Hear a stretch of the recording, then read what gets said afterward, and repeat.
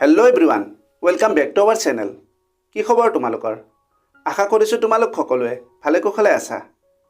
আজিৰ ভিডিঅ'টো HS second ইয়াৰৰ ছাত্ৰ ছাত্ৰীসকলৰ বাবে মষ্ট ইম্পৰ্টেণ্ট হ'ব। আজি আমি পলিটিকেল ছায়েন্স সমসাময়িক বিশ্ব ৰাজনীতিৰ third chapter contemporary south Asia মানে সাম্প্ৰতিক দক্ষিণ এছিয়া লেচনটো আলোচনা কৰিম। যদি তোমালোকে এইখিনি কথা ভালদৰে বুজি লোৱা, পৰীক্ষাত অহা যিকোনো প্ৰশ্নৰ উত্তৰ নিজে সাজি লিখিব পাৰিবা। সকলো তথ্য ভালদৰে আয়ত্ব কৰিবলৈ ভিডিঅ'টো সম্পূৰ্ণ কৰি শেষলৈকে চাবা। ভিডিঅ'টো যদি তথ্য সমৃদ্ধ হয় আৰু ইয়াৰ দ্বাৰা উপকৃত হ'লে লাইক আৰু শ্বেয়াৰ কৰিবা। চেনেলটো যদি ছাবস্ক্ৰাইব কৰা নাই, দৰকাৰী আৰু তথ্য সমৃদ্ধ ভিডিঅ'ৰ নটিফিকেশ্যন পাবলৈ চেনেলটো ছাবস্ক্ৰাইব কৰি লোৱা। ব'লা এতিয়া ভিডিঅ'টো আৰম্ভ কৰোঁ। লেচনৰ নাম কণ্টেম্পৰেৰী ছাউথ এছিয়া, সাম্প্ৰতিক দক্ষিণ এছিয়া। এই লেচনটোৱে দক্ষিণ এছিয়া অঞ্চলটোক ভৌগোলিক, সাংস্কৃতিক আৰু ৰাজনৈতিক একক হিচাপে পৰিচয় কৰাই দিয়ে। অধ্যায়টোত অঞ্চলটোৰ বিভিন্ন ৰাজনৈতিক ব্যৱস্থাৰ বিষয়ে আলোচনা কৰা হৈছে। ভাৰত আৰু শ্ৰীলংকাৰ গণতন্ত্ৰ, পাকিস্তান আৰু বাংলাদেশৰ অসামৰিক আৰু সামৰিক শাসনৰ বিকল্প, নেপাল আৰু ভূটানত ৰাজতন্ত্ৰৰ পৰা গণতন্ত্ৰলৈ পৰিৱৰ্তন আৰু মালদ্বীপৰ ৰাজনৈতিক বিৱৰ্তন সকলো তথ্য বিতংভাৱে আলোচনা কৰা হৈছে। ইয়াত LTTEৰ সৈতে জড়িত শ্ৰীলংকাৰ জাতিগত সংঘাত, কাশ্মীৰ বিষয় আৰু পাৰমাণৱিক প্ৰতিদ্বন্দ্বিতাকে ধৰি ভাৰত পাকিস্তানৰ সম্পৰ্কৰ ট্ৰেজেক্টৰী আৰু সাৰ্ক আৰু সাফটাৰ জৰিয়তে আঞ্চলিক সহযোগিতাৰ ভূমিকা বিশ্লেষণ কৰা হৈছে। দক্ষিণ এছিয়া বুলিলে কোনটো অংশক বুজায়? দক্ষিণ এছিয়া বুলিলে সাধাৰণতে ভাৰত, বাংলাদেশ, ভূটান, পাকিস্তান, নেপাল, শ্ৰীলংকা আৰু মালদ্বীপক সামৰি লয়। কিন্তু প্ৰায়ে আফগানিস্তান আৰু ম্যানমাৰক ধৰি এই 8খন দেশক দক্ষিণ এছিয়া বুলি বুজোৱা হয়। চুবুৰীয়া ৰাষ্ট্ৰ চীন এখন উল্লেখনীয় ৰাষ্ট্ৰ যদিও এই অঞ্চলটোৰ অংশ হিচাপে গণ্য কৰা নহয়। উত্তৰ দিশত হিমালয় আৰু দক্ষিণে ভাৰত মহাসাগৰ, পশ্চিম দিশত আৰৱ সাগৰ আৰু পূব দিশত বংগোপসাগৰে এই অঞ্চলটোৰ স্বাভাৱিক সীমা নিৰূপণ কৰিছে। এই অঞ্চলৰ দেশসমূহৰ মাজত ভাষা, সংস্কৃতি, ধৰ্ম, সামাজিক ৰীতি নীতিৰ ক্ষেত্ৰত মিল আৰু অমিল দুয়োটাই আছে। ভাষিক, জাতিগত আৰু ধৰ্মীয় বৈচিত্ৰ্যৰ মাজতো এই দেশসমূহৰ মাজত এক উমৈহতীয়া ঐতিহাসিক অভিজ্ঞতা আৰু গণতন্ত্ৰ আৰু উন্নয়নৰ আকাংক্ষা আছে।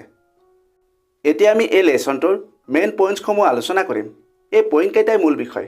এইখিনি বুজি ল'লে প্ৰশ্নৰ উত্তৰবোৰ লিখিবলৈ ইজি হ'ব। প্ৰথমতে জানি লোৱা এই অঞ্চলটোৰ দেশসমূহৰ ৰাজনৈতিক ব্যৱস্থা। ভাৰত আৰু শ্ৰীলংকা স্বাধীনতাৰ পিছৰে পৰা গণতন্ত্ৰ হৈয়ে আছে। পাকিস্তান আৰু বাংলাদেশে অসামৰিক আৰু সামৰিক শাসনৰ মাজত পাত মেলিছে। 2008 চনত ভূটানে ৰাজতন্ত্ৰৰ পৰা বহুদলীয় গণতন্ত্ৰলৈ পৰিৱৰ্তিত হয়।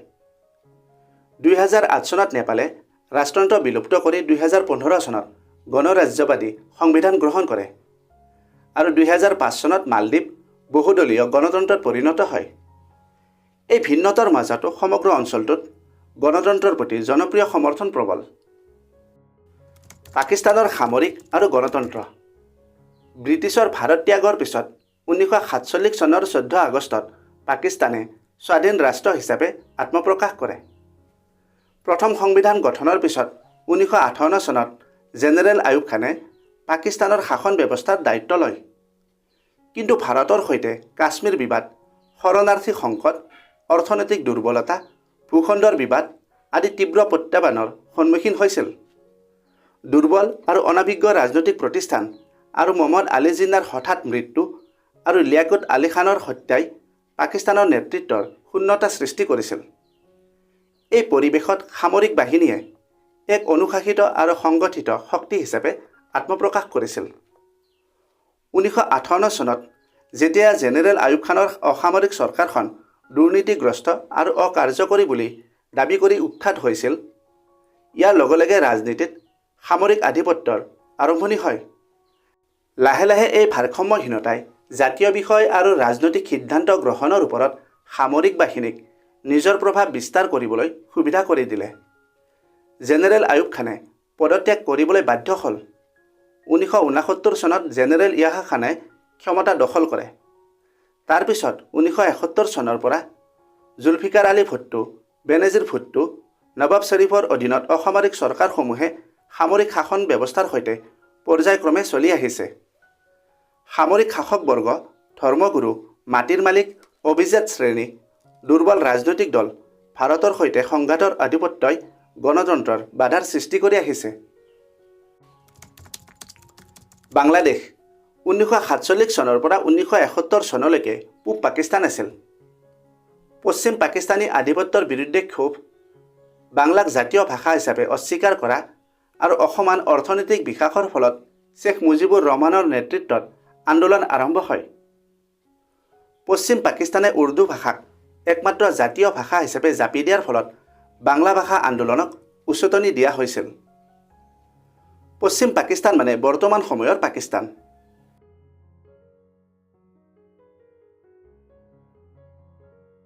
আৱামী লীগৰ নেতা শ্বেখ মুজিবুৰ ৰহমানে আঞ্চলিক স্বায়ত্তশাসনৰ মঞ্চত প্ৰচাৰ চলাইছিল। 1970 চনৰ ৰাষ্ট্ৰীয় নিৰ্বাচনত তেওঁৰ দলটোৱে ব্যাপক জয়লাভ কৰিছিল যদিও সামৰিক তাৰ পিছতে হয় ভাৰতৰ এণ্ট্ৰি। এইখিনি ভালদৰে বুজি ল'বা। 1971 চনৰ মাৰ্চ মাহত পাকিস্তানী সেনাই বাঙালী বিদ্ৰোহ দমনৰ বাবে এক নিৰ্মম দমন আৰম্ভ কৰে, যাক অপাৰেশ্যন চাৰ্চলাইট বুলি জনা যায়। ইয়াৰ ফলত ভয়াৱহ মানৱীয় সংকটৰ সৃষ্টি হয় আৰু লাখ লাখ শৰণাৰ্থীয়ে চুবুৰীয়া দেশ ভাৰতলৈ পলায়ন কৰে। বাংলাদেশী গৰিলা বাহিনীক কেইবামাহো সহায় কৰাৰ পিছত 1971 চনৰ ডিচেম্বৰ মাহত ভাৰতে আনুষ্ঠানিকভাৱে হস্তক্ষেপ কৰে। তেতিয়াৰ প্ৰধানমন্ত্ৰী ইন্দিৰা গান্ধীয়ে 1971 চনত পাকিস্তানৰ বিৰুদ্ধে মুক্তি বাহিনীক সহায় কৰিবলৈ ভাৰতীয় সেনাক বাংলাদেশলৈ পঠিয়াইছিল আৰু 1971 চনৰ 16 ডিচেম্বৰত পাকিস্তানী বাহিনীয়ে আত্মসমৰ্পণ কৰে, যাৰ ফলত স্বাধীন জাতি বৰ্তমানৰ বাংলাদেশৰ জন্ম হয়। শ্বেখ মুজিবুৰ ৰহমান নতুন জাতিটোৰ প্ৰথম নেতা হয় যদিও 1975 চনৰ আগষ্ট মাহত সামৰিক অভ্যুত্থানত তেওঁক হত্যা কৰা হয়। মুজিবুৰ ৰহমানৰ হত্যাৰ পিছত জিয়াউৰ ৰহমান আৰু এইচ.এম. এৰশ্বাদৰ অধীনত সামৰিক শাসন চলিছিল আৰু 1991 চনত বাংলাদেশত গণতন্ত্ৰৰ পুনৰুদ্ধাৰ হয়। 90ৰ দশকত সাংবিধানিক ৰাজতন্ত্ৰত পৰিণত হোৱা নেপাল অতীতত এখন হিন্দু ৰাজ্য আছিল। 90ৰ দশকত মাওবাদী বিদ্ৰোহীয়ে সংবিধান সভাৰ দাবী জনাইছিল। ইয়াৰ পিছত মাওবাদী গৰিলা আৰু ৰজাৰ সৈন্যৰ মাজত হিংসাত্মক বিবাদৰ সৃষ্টি হয় আৰু 2002 চনত নেপালৰ ৰজাই সংসদ উঠাই চৰকাৰ ভাঙি গণতন্ত্ৰৰ অৱসান ঘটায়। 2006 চনৰ এপ্ৰিলত জনপ্ৰিয় গণতন্ত্ৰ সমৰ্থক আন্দোলন, যাক দ্বিতীয় জন আন্দোলন বুলিও জনা যায়, এই আন্দোলনে ৰজা জ্ঞানেন্দ্ৰক সংসদ পুনৰ স্থাপন কৰিবলৈ বাধ্য কৰাইছিল। পিছত 2008 চনত ৰাজতন্ত্ৰ বিলুপ্ত হয় আৰু 2015 চনত নতুন সংবিধান গ্ৰহণ কৰি নেপাল ফেডাৰেল গণতান্ত্ৰিক গণৰাজ্যত পৰিণত হয়। শ্ৰীলংকাৰ জাতিগত সংঘাত 1948 চনত স্বাধীন হৈ পৰা শ্ৰীলংকাই সিংহল তামিল উত্তেজনাৰ সন্মুখীন হৈছিল। ভাৰতৰ পৰা অহা সিংহল প্ৰব্ৰজনকাৰীয়ে ৰাজনীতিত আধিপত্য বিস্তাৰ কৰিছিল আৰু তামিলসকলে মূলতঃ ব্ৰিটিছ উপনিৱেশিক কালত ভাৰতৰ পৰা প্ৰব্ৰজন কৰা তামিলসকলে প্ৰান্তীয়তা অনুভৱ কৰিছিল। 1983 চনত গঠন হোৱা LTT, সম্পূৰ্ণ নাম লিবাৰেশ্যন টাইগাৰ্ছ অফ তামিল এলা নামৰ সংগঠনটোৱে পৃথক তামিল ৰাষ্ট্ৰৰ দাবী জনাইছিল, যাৰ ফলত দীৰ্ঘদিনীয়া গৃহযুদ্ধৰ সূচনা হৈছিল। 1987 চনত ভাৰতে IPKF প্ৰেৰণ কৰিছিল। IPKF মানে ইণ্ডিয়ান পিচকিপিং ফ'ৰ্চ। ভাৰতৰ প্ৰধানমন্ত্ৰী ৰাজীৱ গান্ধী আৰু শ্ৰীলংকাৰ ৰাষ্ট্ৰপতি JR জয়বৰ্ধনৰ মাজত এখন চুক্তি হয় আৰু ভাৰতীয় শান্তি ৰক্ষা বাহিনী প্ৰেৰণ কৰা হয়। কিন্তু শ্ৰীলংকাৰ জনসাধাৰণে ভাৰতীয় সেনাৰ উপস্থিতি ভাল পোৱা নাছিল। পিছলৈ ৰাষ্ট্ৰপতি ৰাণা সিংহ প্ৰেমদাসাৰ অধীনত শ্ৰীলংকা চৰকাৰৰ সৈতে সম্পৰ্ক অৱনতি ঘটে আৰু ঘৰুৱা ৰাজনৈতিক হেঁচা বৃদ্ধি পোৱাৰ পিছত 1990 চনৰ মাৰ্চ মাহত ভাৰতীয় সৈন্যই শ্ৰীলংকাৰ পৰা আঁতৰি আহে। এই 3 বছৰ কালত IPKFত যথেষ্ট ক্ষতিসাধন হয়। এক তথ্য অনুসৰি প্ৰায় 1170 জনতকৈ অধিক ভাৰতীয় সৈনিক নিহত আৰু 3500ৰো অধিক আহত হয়। অৱশেষত 2009 চনত LTT পৰাস্ত হৈছিল। জাতিগত সংঘাতৰ মাজতো শ্ৰীলংকাই গণতান্ত্ৰিক প্ৰতিষ্ঠান আৰু উচ্চ অৰ্থনৈতিক বিকাশ বজাই ৰাখিছে। এতিয়া চোৱা ভাৰত পাকিস্তানৰ সম্পৰ্ক। ভাৰত পাকিস্তানৰ সম্পৰ্ক স্বাধীনতাৰ পিছৰে পৰা বিভিন্ন কাৰণত উত্তেজনাপূৰ্ণ হৈ আছে। 1947 আৰু 48, 1956, 1971 আৰু 1999 চনৰ কাৰ্গিল যুদ্ধ এই উত্তেজনাৰ প্ৰতিফলন। 1998 চনত দুয়োখন দেশে পাৰমাণৱিক শক্তিত পৰিণত হয়। 1960 চনৰ সিন্ধু জলসন্ধি, যাক ইণ্ডাছ ৱাটাৰ ট্ৰিটি বুলি জনা যায়, ভাৰতৰ প্ৰধানমন্ত্ৰী জৱাহৰলাল নেহেৰু আৰু পাকিস্তানৰ ৰাষ্ট্ৰপতি আয়ুব খানে বিশ্ব বেংকৰ মধ্যস্থতাত ভাৰত আৰু পাকিস্তানে এই সন্ধিৰ আলোচনাত মিলিত হয় আৰু 1960 চনৰ 19 ছেপ্টেম্বৰত কৰাচীত এই সন্ধিত স্বাক্ষৰ কৰে। আন উত্তেজনাসমূহৰ ভিতৰত নদী পানীৰ ভাগ বতৰা, চিমলা চুক্তি, চিয়াচেন সন্ত্ৰাসবাদ আৰু সীমা নিৰ্ধাৰণ আদি অন্যতম। উত্তেজনাৰ মাজতো বিভিন্ন আলোচনা, ক্ৰিকেট কূটনীতি আৰু জনসাধাৰণৰ যোগাযোগৰ জৰিয়তে শান্তিৰ প্ৰচেষ্টা অব্যাহত আছে।